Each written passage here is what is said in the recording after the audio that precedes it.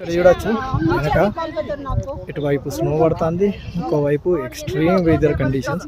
ఇప్పుడు హైట్ నుంచి మనం అయితే పారాగ్లైడింగ్ చేయబోతున్నాం. బయట చూడొచ్చు ఏ రేంజ్ ఉందో, మొత్తం మంచుతోటి కావాలండి.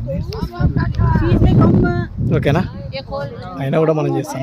బాగా మంచు పడుతుంది, చూస్తున్నారుగా స్నో పడుతుంది.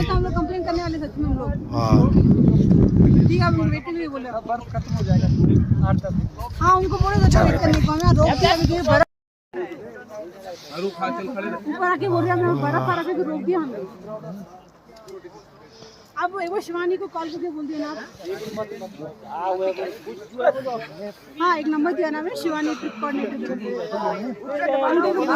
उनको हम लोग लेट 2 बजे पहुंचा के बोलते हैं, और ऊपर भी चढ़ाया नहीं बता हमें। ऑलमोस्ट क्या 2 किलोमीटर ऊपर हम चढ़ के आए ऊपर, जब गाड़ी जा रहा था फिर भी नहीं चढ़ाया।